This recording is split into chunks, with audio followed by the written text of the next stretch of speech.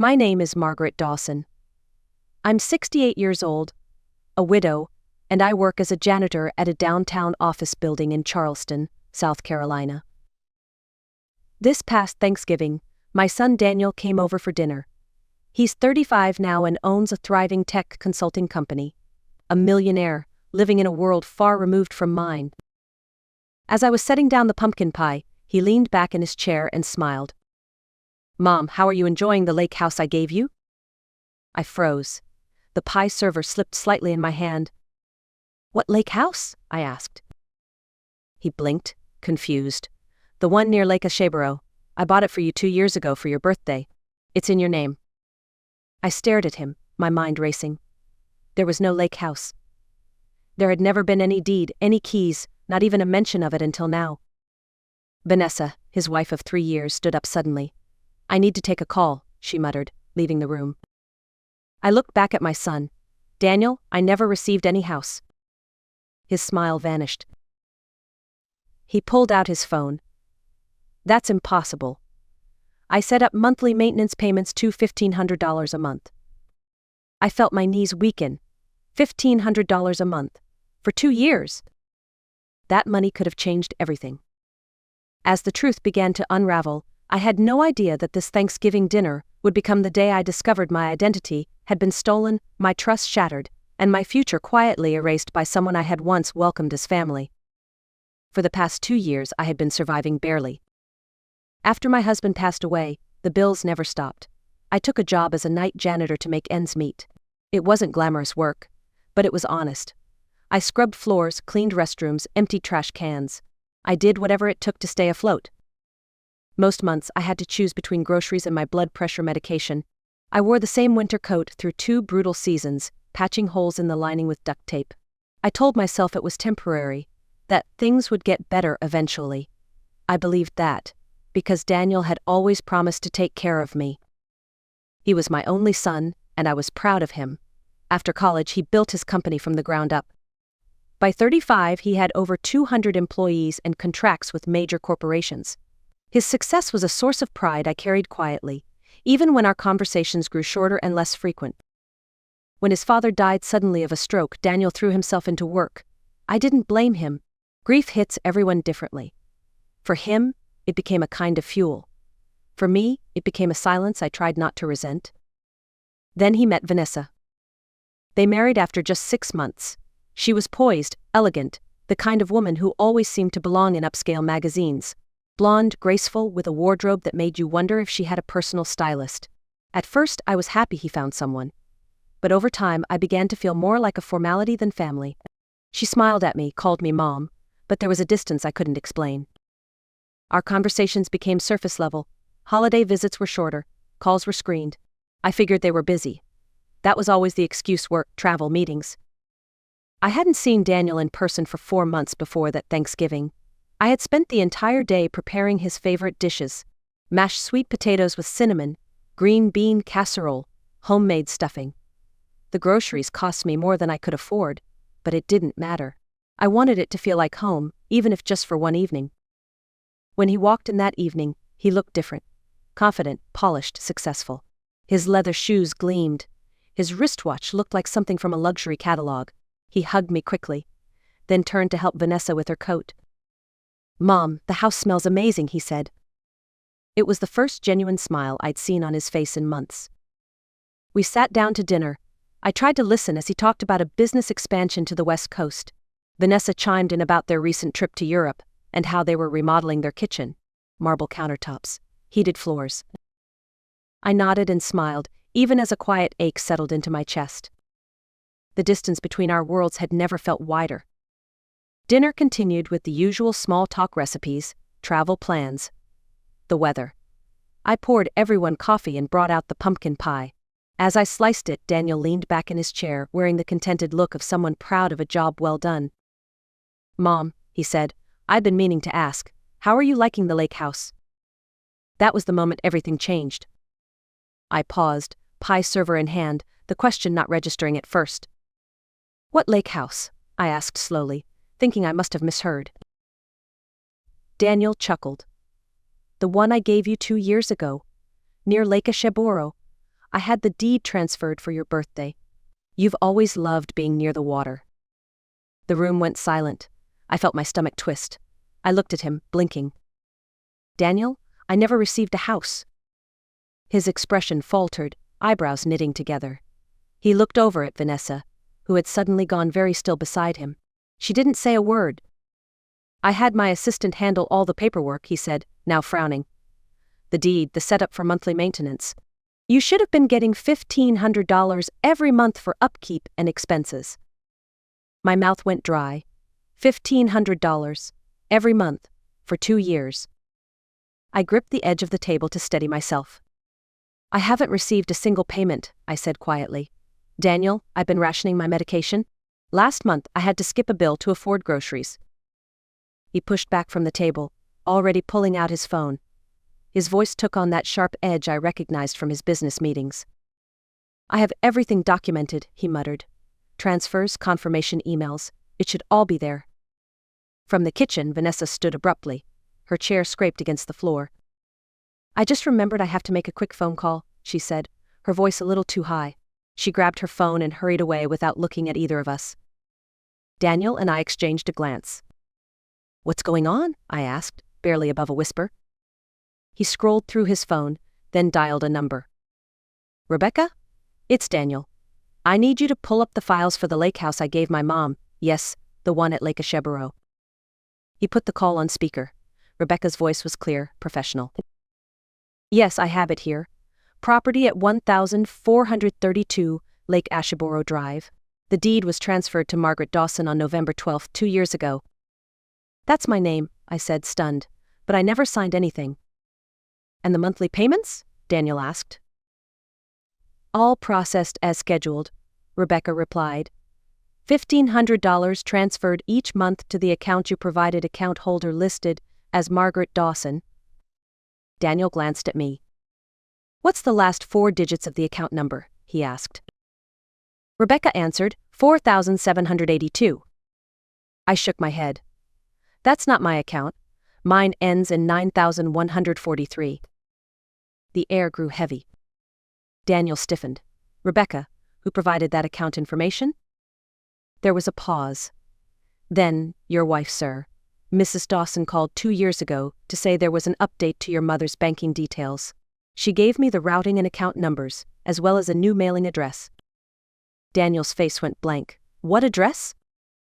882 Linden Street, Unit C. I felt like I couldn't breathe. I'd lived in the same tiny house for over a decade. I had never heard of Linden Street. The realization landed with a thud. Vanessa had intercepted everything. The money. The deed. My identity. She'd been living under my roof during holidays, hugging me with the same arms that had stolen what little security I had left. The pumpkin pie sat untouched on the counter, forgotten. The dinner I'd hoped would bring us together had just shattered what was left of my trust. I stood up slowly, my knees trembling as I followed the sound of Vanessa's voice into the kitchen. She was there with her back to us, phone pressed to her ear but not speaking, just standing, frozen, like she knew her time was up. When she turned to face us, her cheeks were flushed.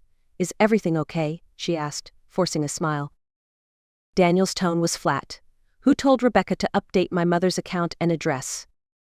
She hesitated for a fraction of a second, then said, "It must have been some kind of mix-up. Maybe the bank made a mistake." I crossed my arms. "Vanessa, where's my house? Where's the money?" Her polished exterior cracked. She looked between us, panic rising in her voice. "Look, it's not what you think. My dad had medical bills. We were going to lose their house. I just needed to borrow the money, temporarily." Daniel stared at her like he didn't recognize the woman in front of him. "You mean you stole it?" "No," she insisted, her voice rising. "I was going to pay it back. I didn't think it would matter. You weren't using the house. My family just needed a place to stay." I couldn't believe what I was hearing. My jaw clenched. "Not using it," I said, my voice barely controlled. "I've been working night shifts, Vanessa. I've been skipping meals. I wore holes through my only winter coat. And you were living in a house meant for me, using my money to fix it up." She started crying. Big, dramatic sobs. "I didn't mean for it to get this far. I thought we'd fix it before anyone noticed." Daniel turned away, running a hand through his hair. How much? I asked. How much of the money did you take? She wiped her tears with the back of her hand. All of it. All of it, Daniel repeated, his voice a whisper. That's over $36,000. And a house worth at least 200 grand. Vanessa nodded slowly. My parents live there. My brother's family moved in too. We've been renovating it. Updating the kitchen. New floors, new bathrooms. With what money? Daniel cut in, his voice rising. You haven't worked a day since we got married. Everything you have came from me or from what you stole from my mother? She reached for him, but he stepped back. I can pay it back, she begged. Please, just give me time. He looked at her for a long moment, then said coldly, Pack your things. I want you out of the house tonight. Daniel, please. He shook his head. I don't even know who you are. As she collapsed into a chair, sobbing, I stood still in the middle of the room. I felt nothing. No pity, no anger, just a hollow kind of silence. She had smiled at me across this very table, had toasted Thanksgiving with the money meant to keep me warm, had watched me serve her dessert while her family lived like royalty in a house I never even saw. Daniel called his lawyer the next morning. I told him to wait. Not because I want to let this go, I said, because I want to know exactly what she did. All of it. Aaron? He nodded. We'd only seen the tip of the iceberg. And somewhere deep down, I knew this wasn't just about a house or some stolen money. This was something bigger, something far more deliberate. And I wasn't going to let it stay buried. The following morning, Daniel returned with boxes of documents and his laptop. We laid everything out across my dining table, the same table where Vanessa had once sat, pretending to be part of a family while stealing from it. Credit card statements, bank transfers, property records. He even found the original deed for the lake house. There, he said, pointing to the bottom of the page, your signature. I leaned in. That's not how I sign my name, I said slowly. I always make a loop in the M. This one looks forged. Daniel pulled out a birthday card I'd sent him the year before and compared the signatures side by side. The differences were clear once you knew what to look for. She forged your name, he muttered. We dug deeper. The bank account that had been receiving the $1,500 monthly payments was under my name, but at a bank I had never used. Someone had opened it using my social security number, date of birth, and a fake address. I need to see this account, I told him. Daniel called the bank, but they wouldn't release information over the phone, so we drove there. The lobby was sleek, sterile, full of marble and glass. I walked up to the counter with my ID and social security card in hand. A manager reviewed the file. This account was opened 2 years ago, she said, at this branch. I shook my head. I've never stepped foot in here. She pulled up the signature card on file. Again, the same forged version of my name. This is identity theft, she said quietly. You'll need to file a police report immediately. Back in the car, Daniel's expression darkened. I sent more than just the monthly payments, he said. Extra money. For your medication, new glasses, dental work. I turned to him. How much more? He started calculating on his phone. $500 for one thing, $800 for another, a holiday bonus. $43,000, he said finally, eyes wide. She stole $43,000 from you. I felt the air leave my lungs. That was more money than I had made in years. Money that could have changed my life. We weren't done. We drove to the fake address, -882 Linden Street. It was a run-down apartment complex with a for-rent sign in the window. Unit C was vacant. She probably rented it short-term just to set up the account and receive mail, Daniel muttered. But something else was gnawing at me. How did she get all my personal information? I asked. My social security number, my signature. How did she even know where to begin? Daniel went quiet. I keep our family's important documents in my office, he said. She would have had access to everything. The betrayal deepened. Vanessa hadn't just taken advantage of a banking error.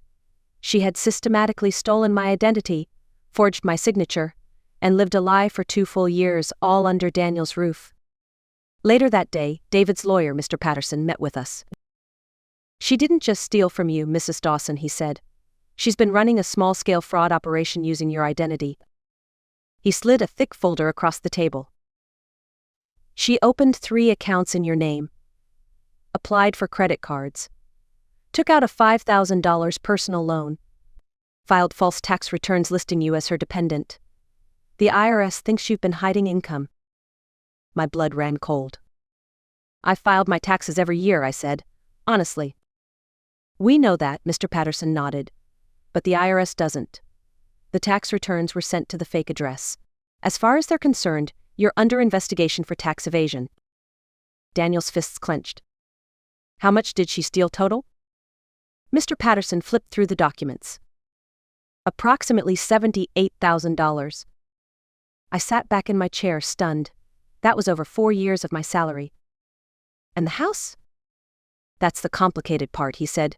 The property is legally in your name, but it was obtained with forged documents. Her family has been living there and making renovations with your money. The value has actually gone up. Daniel's voice was tight. Can we get it back? Yes, Mr. Patterson replied. But this is no longer a civil matter. This is criminal. Fraud. Identity theft. Tax evasion. She could be facing serious prison time. I sat silently, trying to take it all in. Just days ago I had served her pie and called her family. Now, she could go to jail. And I could lose everything if we didn't act quickly. But more than anything else, I wanted the truth out in the open. I wanted my life back. And this time I wasn't backing down. After the truth came out, things moved quickly. Vanessa was arrested within days, taken into custody from the same lake house she had stolen. Her parents and brother were ordered to vacate the property. Mr. Patterson assured us they wouldn't face criminal charges assuming they could prove they didn't know where the money had come from. Daniel filed for divorce the same week. She didn't contest it. Maybe she knew the mountain of evidence against her was too high to climb. Still, my house felt hollow. The silence was heavy, not peaceful, just empty. Daniel offered to stay with me for a while, but I told him I needed time to think, to feel, to breathe again. We sat at the kitchen table one night, surrounded by stacks of legal documents. I thought I was taking care of you, he said, his voice cracking. I had no idea she was lying to both of us. I placed a hand on his. You were taking care of me. She just stole what you gave. He nodded slowly. The next week, he took me to see the lake house for the first time. We drove past the gates, down a long gravel road, and there it was, a wide ranch-style home with large windows that faced the water. The sun hit the lake just right, casting ripples of gold and silver. I stood in the front yard, taking it all in. This was supposed to be yours, Daniel said softly. It still is, I replied, even if it doesn't feel like it yet. Vanessa's family had kept the place in good condition. The gardens were blooming. The screened porch overlooked the water. It was peaceful, too peaceful, maybe. I couldn't shake the memory of how it had been stolen from me. But I was determined not to let her define what came next. Daniel hired a financial advisor to sort through the mess, between the returned funds, frozen accounts, and some penalties Vanessa was required to pay. I recovered nearly everything. $95,000. More money than I'd ever had in my life.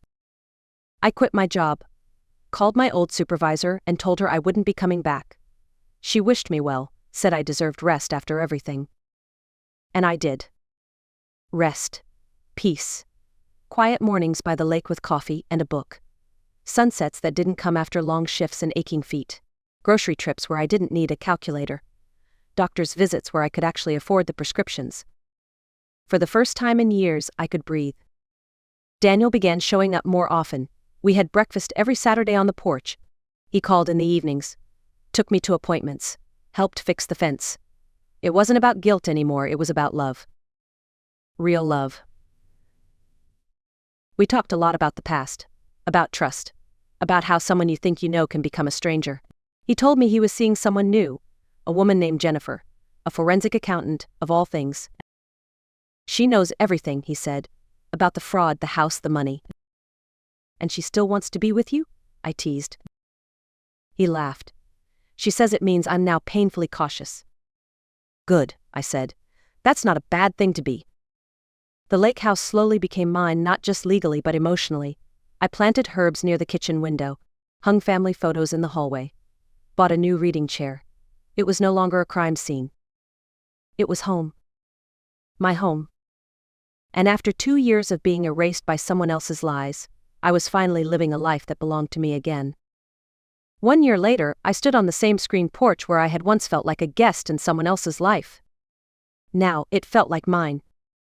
The furniture had changed lighter colors, softer textures. The garden outside was thriving, with rosemary, basil, and wildflowers. A bird feeder hung from the oak tree where I'd added a bench and a wind chime. These were my choices, my memories, my peace. My morning routine had become sacred. A cup of tea at sunrise, wrapped in a sweater, watching the mist rise off the lake. It was simple, quiet. But it felt like luxury. Daniel pulled into the driveway like he did every Saturday, a paper bag from the local bakery in hand. "I brought the cinnamon rolls," he said, grinning. "You spoil me," I smiled, taking out plates. "I can bake now, you know." "I know," he said. "But this way Mrs. Lee at the bakery gets to keep checking in on you." Half the town seemed to know my story by now. Some treated me like a survivor. Others acted like I'd won the lottery. But I'd learned to smile and nod, keeping my real feelings close. We sat down at the kitchen table. "Any word from the lawyer?" I asked. "Vanessa's appeal was denied," Daniel said. "She'll serve the full sentence." I nodded slowly. "Do you feel any different?" he asked. I thought about it. "A year ago I wanted her to suffer," I said honestly. "I wanted her to feel what I felt. But now, I just want to live, to move on, not for her sake, for mine." Daniel reached across the table and squeezed my hand. "I think she taught us something neither of us expected," I said. "About boundaries. About trust. About how easily people can wear masks." "She also reminded me what kind of son I want to be," he said. And that was true. We'd rebuilt something we didn't know we'd lost. Not just financial security, but a relationship that had become stronger, more honest, more present.